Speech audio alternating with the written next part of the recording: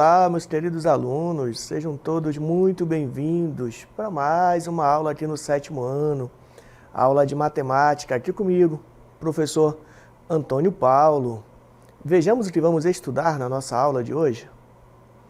Hoje é a nossa aula de número 48, objeto de conhecimento, problemas envolvendo grandezas diretamente proporcionais e grandezas inversamente proporcionais.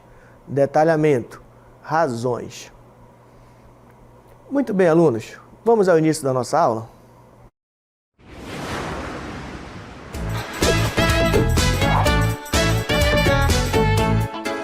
Muito bem, meus queridos alunos, dando início aqui à nossa aula de matemática, né? Hoje nós vamos falar de razões dentro, claro, do universo da matemática, tá bom? E aí, o conceito, a primeira definição de razões, de razão em matemática, é a ideia de uma divisão. É o quociente, razão ela é o quociente entre dois números, tá legal? Mas esses quocientes, aqui no nosso estudo, ele tem significado. E é isso que a gente vai ver na nossa aula de hoje. Vem comigo, vamos à nossa primeira cartela? Bom, pessoal, a razão pode ser denominada como uma divisão entre duas partes. Quais são essas partes? Entre o numerador e o denominador. Começa a perceber aí que nós estamos falando aí de frações, né? Numerador e denominador, estamos falando de frações. A razão do número A para o número B, lembrando que B não pode ser zero, por isso tem que B diferente de zero, é o quociente de A por B. A razão entre A e B, escrita através de notação matemática, é o que nós temos aqui, ó. A sobre B, isso aqui é a razão entre dois números, lembrando que A pode assumir qualquer valor, B também pode assumir qualquer valor, porém, esse qualquer valor tem que ser diferente de zero, tá legal? Então, uma razão é um A sobre B, B diferente de zero, e olha só, o A sobre B também pode ser representado como A dividido por B. Nós vimos aí em outras aulas anteriores aí que uma fração também é uma divisão do numerador, né, pelo denominador. Então, A sobre B eu posso escrever sem problema nenhum, sendo A dividido por B. Então, dito isto, vamos avançar aqui a nossa aula. Dizemos, por exemplo, que... Bom, pessoal, dizemos, por exemplo, que... Vem aqui com o professor que eu quero falar uma coisa bem importante para a nossa aula de hoje. Pessoal, vem aqui comigo. Quando a gente fala de razão no universo da matemática, nós vamos estar falando, pessoal, de comparação entre números, tá bom? Uma comparação entre o numerador e o denominador, tá legal? Nesse universo, onde a gente estuda razão, é nesse sentido que a gente vai estar estudando. A gente vai comparar os números, tá legal? E quando a gente fala de razão, tem que ficar esperto, porque a gente vai escrever no numerador sempre a primeira informação que foi dada no problema. E no denominador, nós vamos escrever sempre a segunda informação que foi dada. Sempre nesta ordem. A primeira informação, o numerador. A segunda informação será o denominador. Tá legal? Vem comigo então. Veja os exemplos aí. A razão de 240, olha só, de 240 para 40, olha como a gente fala, a razão de 240 para 40, nós representamos na forma de uma fração.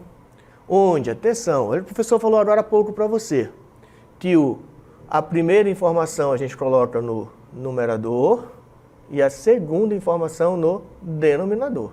Então, a razão de 240 para 40 pode ser representada por 240-40, né?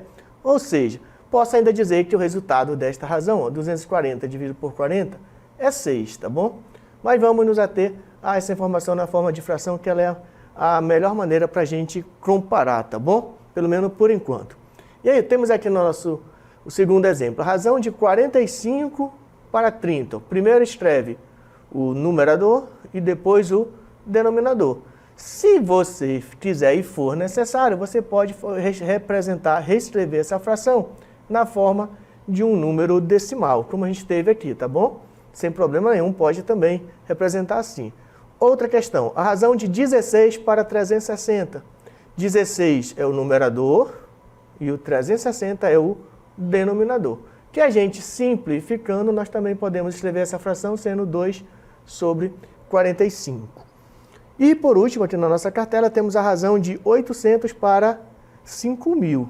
De novo, primeiro escreve a primeira informação no numerador e a segunda informação no denominador. E se preferir, nós podemos ainda simplificar esta fração, que foi o que a gente fez aqui, ó. A gente simplificou, cortamos o zero, ficou 8 sobre 50, e simplificando 8 sobre 50, nós obtemos então 4 sobre 25. É bom, pessoal, sempre que for possível, quando a gente simplificar as frações, sempre que a gente estiver trabalhando operações, análise de razão, trabalhando com razão em matemática, é sempre bom a gente escrever as frações na sua forma simplificada, tá legal? E aí, temos aqui um exemplo bem bacana aí para a gente praticar. Olha só, em uma prova de matemática, Valcineide acertou 14 e errou 6. Na letra A, qual é a razão entre o número de acertos e número de erro? Atenção para a ordem. Eu vou escrever primeiro os acertos e depois os erros. Vai lá no enunciado. Valcineide acertou quanto? Acertou 14. Então, 14 errou quantas? 6. Então, 14 sobre 6 é a razão que representa a nossa letra A. Que dá para a gente simplificar. Nesse caso, dá para simplificar por 2. Então, ter 14 dividido por 2 é 7. 6 dividido por 2 é 3. Então, chegamos aqui à nossa fração, a nossa razão na forma simplificada. Vamos outro exemplo. Letra B. Qual é a razão entre o número de erros, atenção agora, pessoal, número de erros e número de acertos? Razão é uma fração. Vou colocar aqui o traço da fração. Mas eu vou colocar primeiro, pessoal, o número de erros. Quantas questões a Valcineide errou? Errou 6. Então tá aqui, ó, 6. Quantas questões a Valcineide... Perdão, número de... 6. Quantas questões a Valcineide errou? 14. Simplificando, de novo, dá para simplificar por 2, nós vamos ficar então com 3 sobre 7. Beleza? Fica atento para esse detalhe. A primeira informação é os erros, tá legal? Então, erro 6. Segunda informação, acerto. Acerto 14. Então, erro no numerador, acerto no denominador. Outra questão, letra C. Qual é a razão entre o número de acertos? Atenção, pessoal, tá agora que é o número de acertos. Quantas questões acertou? 14. Então, esse vai ser o nosso numerador. E o número, atenção agora, ó, número total de questões. Quantas questões no total tem a prova? Pessoal, se ela acertou 14 e errou 6, com certeza o total será 6 mais 14. E 6 mais 14 é 20. Então, o total de questões é 20. Então, escrevendo a fração, a gente vai ficar, então, ó, quantas questões ela acertou? Acertou 14. De quantas? De 20, ó. Então, 14 sobre 20, dá para simplificar? Dá para simplificar por 2, ó. Vai ficar com 7 sobre 10. E ainda tem mais uma questão da Valcineide. Aqui aí uma prova, a Valcineide acertou 14, errou 14 questões e errou 6. Letra D. Qual é a razão entre o número de erros? Atenção. Quantas questões ela errou? Errou 6. E o número total de questão, ela quer relacionar com o número total. A gente já sabe que o número total é 20, né? Então, a nossa razão vai ficar 6 sobre 20, que dá para simplificar por 2, nós vamos ficar com 3 sobre 10. Beleza, pessoal? Aí, estamos só aplicando aí a definição de razão. Bom, continuando, pessoal, razão e seu significado. Muitas vezes, apenas números não fornecem informações significativas. Entretanto, quando eles vêm escritos na forma de razão, é possível obter melhores informações. Ó, quando ele está escrito na forma de razão, é possível obter melhores informações por comparação. Ó, comparação entre as grandezas. Comparação entre os números, tá legal? Entre o numerador e o denominador. Mas aqui no universo de fração de razões, estudando razões, vamos comparar as grandezas envolvidas. Vem comigo aqui, ó. Vejam só uma situação que a gente tem. Nos jogos internos realizados pela SEDUC, na modalidade basquete, veja o que aconteceu em um dos jogos da equipe. Aí temos esses meninos levados aí, né, jogando aí, né, jogando basquete aí na SEDUC, mas vamos nos ater ao enunciado. Veja o que aconteceu em um dos jogos. Vejamos o que aconteceu, então? Olha o que aconteceu. Lucas acertou 6 arremessos e de 18. Acertou 6 arremessos dos 18 que ele fez. Enquanto Mateus acertou 12 de 24 arremessos que ele fez. Qual deles teve melhor aproveitamento? Aí, pessoal, olha só. Nós estamos diante de uma situação onde apenas os números por si só, eles não dão informações tão precisas para que nós possamos comparar o rendimento aí das duas pessoas, do Lucas e do Mateus. E aí, pessoal, nesse caso, é importante nós escrevermos, né, esse aproveitamento de cada um na forma de razão para que nós possamos, então, fazer a comparação e definir, então, quem foi o aluno, né, o jogador que obteve um melhor resultado, beleza? Então, olha o que o professor falou, temos de escrever os números referentes aos dados, né, os dados referentes a Mateus e ao Lucas, na forma de fração. E aí depois a gente faz a comparação. Vem comigo, então. Qual deles teve melhor aproveitamento? Então, pessoal, vamos escrever a razão para Lucas e a razão para o Mateus. Vem comigo, então. O Lucas, olha só, pessoal, lembra que o professor falou para você no início da aula que sempre a gente vai colocar no numerador a primeira informação. A primeira informação que foi dada, 6, acerto, 6. Então, por isso, no numerador, número de acertos, tá legal? No denominador, será sempre a segunda informação. A segunda informação são 18 arremessos, a informação sobre os arremessos. Então, a razão referente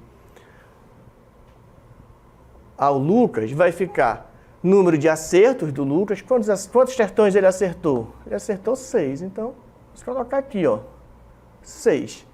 Quantas questões o Lucas quantos arremessos o Lucas fez? Ele fez 18.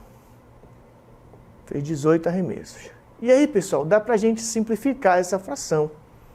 Simplificando, dá pra gente simplificar isso aqui por 6. 6 dividido por 6 é 1, 18 dividido por 6, 3. Que está aqui a razão que representa aí os acertos em relação aos arremessos aí do Lucas. E aí, pessoal, fica esperto. Qual é o significado desta razão? Presta atenção. Quer dizer o seguinte, ó, que de cada 3 arremessos, ele acertou 1 arremesso. Isso é uma informação boa. A gente já sabe, de cada 3 ele acertou 1. Vamos verificar agora a situação do Mateus. Qual razão representa a situação do Mateus em relação a acertos e arremessos? Vejamos, guarda essa informação. Ó. Vejamos então para o Mateus, mas guarda essa informação do Lucas. Ele teve 1/3, tá legal? E aí vamos verificar o Mateus. Qual foi o número de acertos do Mateus? O número de acertos do Mateus foi 12. Então o professor vai colocar aqui, ó, 12. De quantos arremessos? De 20. Vamos simplificar. Simplificar isso aqui, ó. Dá pra gente simplificar por 2, por parte aqui. E não ficar com 6 sobre 10. Opa, ainda dá pra gente simplificar. O professor vai fazer aqui embaixo. Nós temos aqui, eu vou repetir aqui, tá? 6 sobre 10. E vamos ainda simplificar por 2 novamente. Por 2 novamente, vamos ficar com 3. 3 sobre 5. Opa, só um minutinho, pessoal. Vamos corrigir aqui, que não é 20 arremessos, né, do Matheus, é 24, pessoal. Vamos lá, você vai pagar aqui rapidinho, tá? Vamos fazer o ajuste aqui, para que fique claro para você, tá? Vejam, você vai repetir aqui, ó. Número de arremesso, número de acerto, 12. E número de arremesso, pessoal, é 24, tá bom? E aí, pessoal, agora dá pra gente simplificar. Pô, fala uma coisa... 24. Agora dá pra gente simplificar aqui por 12. Por 12. Ficando por 12. 12 dividido para 12 vai dar 1. E 24 dividido por 12 é igual a 2. Pronto. Essa é a razão que representa o número de acerto em relação ao número de arremessos do Matheus. E aí, pessoal? O que quer dizer? Qual é o significado desta razão? Quer dizer que de cada 2 arremessos, o Matheus acertou 1. Olha a lógica, de cada 2 ele acertou 1. E olha a lógica vamos voltar aqui. O resultado do Lucas. Do Lucas nós descobrimos que de cada 3 arremessos, ele acertava 1. Quem teve melhor resultado, o Lucas ou o Matheus? É só a gente comparar. Se o Lucas, de cada 3 arremessos, ele acertou 1, e o Matheus, de cada 2 arremessos, ele acertou 1, quer dizer, então, que o Matheus obteve um melhor aproveitamento. Concorda comigo? De cada 2 arremessos, ele está acertando 1. E o Lucas, de cada 3 arremessos, que ele acerta 1. Então, podemos concluir aí que o Matheus obteve melhor resultado, melhor rendimento. Ok, pessoal? Vejamos então na tela. Temos mais uma situação, um problema. O município de Curupaité anuncia a realização de processo seletivo para admissão de técnico de enfermagem e técnico administrativo. Continuando. Para as vagas de técnico de enfermagem, atenção, técnico de enfermagem, 1.600 pessoas concorreram a 100 vagas. E para o cargo de técnico administrativo, 1.200 pessoas concorreram a 80 vagas. Pergunta: para qual cargo a disputa foi maior? Vamos entender a questão. Ele está perguntando para qual cargo teve o maior número de candidatos por vaga. Qual cargo a disputa foi maior? Qual cargo teve mais pessoas querendo uma vaga? E aí perceba o seguinte, pessoal, só os dados do problema, só lendo os dados, não é possível novamente a gente já definir qual foi o cargo realmente que teve uma maior procura pelas vagas, tá bom? E aí, pessoal, desta vez, novamente nós vamos precisar identificar a razão entre o número de candidatos e o número de vaga, para que nós possamos então decidir, né, qual foi o cargo que foi mais procurado pelos candidatos, tá bom? E estamos falando de razão, então nós vamos falar de divisão, só que tem que ficar esperto. Primeiro a gente vai colocar a primeira informação como numerador e a segunda informação como denominador. Vem comigo na tela. Bom, a pergunta que a gente tem que responder é essa: para qual cargo a disputa foi maior? Então, vem comigo. Primeiro, então, pessoal, nós precisamos verificar a razão para os técnicos de enfermagem e também a razão para os técnicos administrativos, certo? Para que depois nós possamos comparar. E aí, pessoal, a primeira informação é, olha só, técnico de enfermagem. Nós precisamos, então, escrever número de candidatos dividido pelo número de vagas. E olha como aparece no texto. Primeiro, o número de pessoas, que são o número dos candidatos, e aqui o número de vagas. O professor falou para você que a razão é sempre a divisão da primeira informação pela segunda informação. Então, nesse caso, nós vamos ter número de candidatos para o cargo de enfermagem. Para o cargo de enfermagem, o número de candidatos é 1.600 candidatos. E qual é o número de vaga aí para o cargo de enfermagem? Qual é o número de vaga aí para o cargo de enfermagem? Deixa eu melhorar essa escrita aqui, pessoal.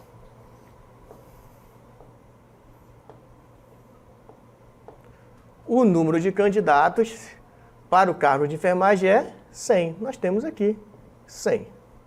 Aí, pessoal, tem aí a razão de 1.600 dividido por 100. Pessoal, dá para a gente simplificar, olha. Pensa comigo aqui, ó. Esse zero simplifica com esse. Esse zero você simplifica com esse. Sobrou, então, 16 sobre 1. Você vai colocar o 1 aqui, só para a gente lembrar que ele existe aí embaixo, mas não é obrigatório colocar. Qual é a informação que essa fração está nos dando, pessoal? A fração está nos dando a informação que para cada uma vaga tem 16 candidatos, tá, pessoal? Para cada uma vaga, 16 candidatos. Vamos guardar esta informação aqui, né? Guardar essa informação que para cada vaga tem 16 candidatos ao cargo de técnico de enfermagem. Porque temos que verificar também para os técnicos administrativos. E para os técnicos administrativos, quantas pessoas, qual o número de candidatos que participaram? Participaram 1.200 candidatos, 1.200 pessoas concorreram.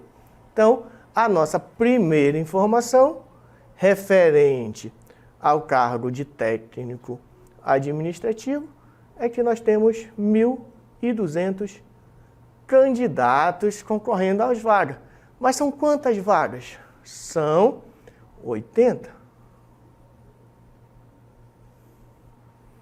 E aí ficamos com esta fração. Dá para a gente simplificar, ó, facilitar a nossa vida aqui, ó. Simplifica já esse zero com esse. Ficamos então com 120 sobre 8. O professor vai reescrever aqui embaixo, tá?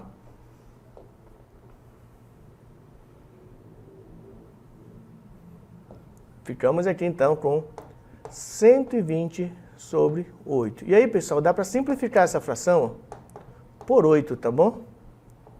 Numerador e denominador por 8. Simplificando esta fração, não ficar com 120 dividido por 8 é 15.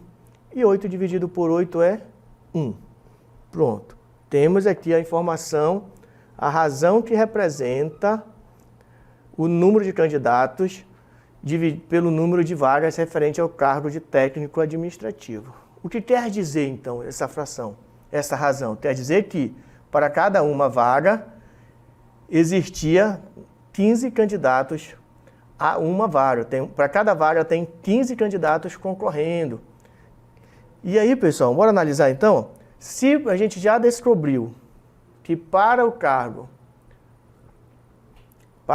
de técnico de enfermagem, para o cargo de técnico de enfermagem, a gente já sabe que temos 15 sobre 1,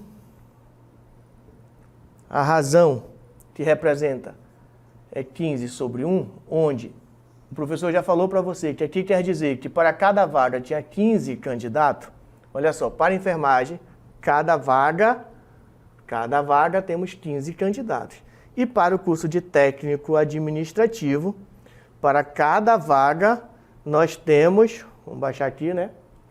Para cada vaga nós temos 15 candidatos. A pergunta era, para qual cargo a disputa foi maior? Pessoal, a disputa foi maior para aqueles cargos que têm mais candidato, tá legal? Qual cargo tem mais candidato inscrito para uma vaga? O cargo de técnico de enfermagem, pessoal. Então, o cargo mais concorrido nesse processo seletivo lá, né, foi exatamente o cargo de enfermagem, porque tinha 16 pessoas para uma vaga, tá legal? Então, acompanhe comigo o final da nossa questão. Então, pessoal, o cargo mais concorrido foi exatamente o cargo de técnico de... Vamos voltar aqui um pouquinho. Se o professor retomar aqui rapidinho, pessoal, aqui, ó, nós temos 16 enfermagens, nós temos 16 candidatos, pessoal, para uma vaga, tá bom? 16 candidatos para uma vaga. E no caso de enfermagem, de técnico administrativo, nós temos 15. Então, o mais concorrido é o cargo de técnico de enfermagem, porque tem mais candidato concorrendo a uma vaga, tá legal? Fechamos então aí essa nossa questão. E aí, pessoal, tem algumas razões especiais, a gente chama de razões especiais em matemática, tá bom? Vale a pena aí a gente começar a conhecer aí essas razões especiais, tá legal? E dentre, não existe só essas que o professor vai mostrar aqui não, tá? Mas dentre as razões especiais que existem, uma das mais utilizadas, mais praticada, é a razão que a gente chama de velocidade média. Presta atenção, pessoal. A velocidade média, ela é, na verdade, a distância percorrida, ó, ela é a divisão, ela é o quociente de quem? Da distância percorrida pelo tempo para percorrer a distância. Isso aqui, ó, já é uma definição pronta, tá bom? Razões especiais já são definições prontas. Velocidade média sempre será o quociente entre a distância percorrida e o tempo para percorrer a distância, tá legal? E aí temos uma aplicação. Carlos percorreu 4.200 quilômetros de avião em 6 horas. Atenção, Carlos percorreu 4.200 quilômetros em 6 horas. Pessoal, eu comecei a aula falando para você que quando nós tratamos aí de razão, via de regra, sempre vai aparecer no numerador a primeira informação e no denominador a segunda informação, tá bom? Ou pode interpretar assim, é o primeiro dado que foi dado, o primeiro dado do problema e depois o segundo dado que foi dado no problema. Primeira informação, a segunda. Então, a primeira informação é a distância percorrida. E a segunda informação é o tempo, 6 horas. Sabendo disso, é só a gente escrever aqui, ó, a velocidade média, que é uma das razões especiais, né? Ela será, então, 4.200. Isso aqui está em quilômetro, né? Dividido pelo tempo. O tempo está em hora, então dividido por 6 horas. E aí, pessoal, nós temos aí 4.200 dividido por 6, dividindo 4.200 por 6, nós vamos ter então 700 quilômetros, e aí vamos estar aqui as unidades, tá bom? Quilômetros por hora. Beleza, pessoal? O que quer dizer, então? Quer dizer que, em média, pessoal, quer dizer que, em média, Carlos, andando nesse avião, em média, a cada hora, esse avião percorria 700 quilômetros, tá legal? Esse é o significado desta razão aí que nós temos aí como resposta, tá bom? A cada hora, o avião percorria, em média, 700 quilômetros, tá legal? Vejamos mais uma razão especial. Bom, pessoal, outra razão especial e muito, mas muito utilizada, você vai ver muito isso ao longo da sua vida acadêmica, é a razão que a gente chama de densidade demográfica. O que é a densidade demográfica? É a divisão do número de habitantes pela área. Isso mesmo, divisão do número de habitantes pela área. O que é que isso significa, na verdade? Significa, pessoal, a gente ter a percepção de quantas pessoas residem em uma determinada área por metro quadrado. E aí, ó, compõe aqui, ó, a razão é o número de habitantes dividido pela área. Olha a nossa questão. Em 2020, a população de Manaus era de aproximadamente 2 milhões de habitantes, distribuídos em uma área de aproximadamente 10.000 quilômetros quadrados. Qual era o número de habitantes por quilômetro quadrado nesse ano? Qual era o número de habitantes por quilômetro quadrado, pessoal? Está falando da densidade demográfica. É só a gente colocar aqui, ó. Densidade igual a 2 milhões dividido pela área. A área, 10.000. E aí, pessoal, essa divisão com 0 no numerador, 0 no denominador, eu te aconselho a simplificar os zeros para facilitar o cálculo, tá bom? Simplificar mesmo, cortar os zeros. Corta um de cima com um de baixo, o outro de cima com o de baixo, o outro com o outro. Olha só o que sobrou. Sobrou, então, 200 sobre 1. Pronto. Esta aqui é a razão que representa a densidade demográfica da nossa questão aí. E aí, pessoal, qual é o significado, então, dessa resposta? Quando a gente tem aí 200 para 1. Nós temos a informação que é o seguinte, pessoal. Para cada quilômetro quadrado, nós temos 200 habitantes naquela região. Para uma área de 200 quilômetros, para a área de 1 quilômetro quadrado, nós temos 200 habitantes. Tá legal? E é isso, pessoal. Assim nós estamos, então, chegando ao final da explanação da nossa aula de hoje. Espero que vocês tenham compreendido e aguardo vocês aí na nossa próxima aula.